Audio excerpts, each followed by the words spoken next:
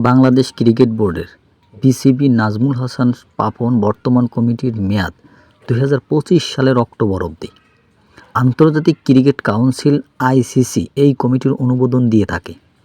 এমনটা প্রতিটা দেশেরই বোর্ডের হয়ে থাকে। তবে নাজমুল হাসান পাপনকে 5ই অক্টোবরের পর আর ক্রিকেট বোর্ডে দেখা যায়নি। শেখ হাসিনা প্রধানমন্ত্রী পদ থেকে পদত্যাগ করেন। রাষ্ট্রপতি এরপর সংসদ ভেঙে দিলে মন্ত্রীদের পদ বিলুপ্ত হয়। নাজমুল হাসান পাপন যুব ও ক্রীড়া মন্ত্রী ছিলেন।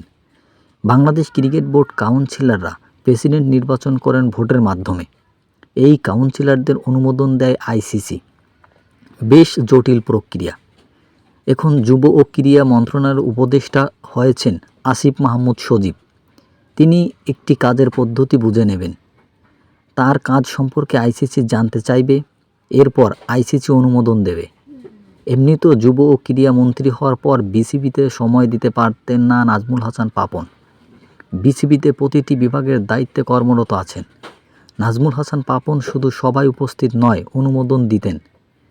এছাড়া পরামর্শ ও সাজেশন ছিল সেখানেই। শেখ হাসিনার সঙ্গে সাক্ষাৎ করেন এবং 5ই অক্টোবর ভোরে তার বাড়িঘর ভাঙচুর হয়। তিনি এরপর বাংলাদেশ ক্রিকেট বোর্ডে আসেননি। আসিফ মাহমুদ দায়িত্ব নেওয়ার পর তার পদত্যাগ করে সেটা নিয়ে কোনো আভাস পায়নি। তবে তিনি পদত্যাগ করেছেন এমনটাই গুজব ছড়িয়েছে ইতিমধ্যেই।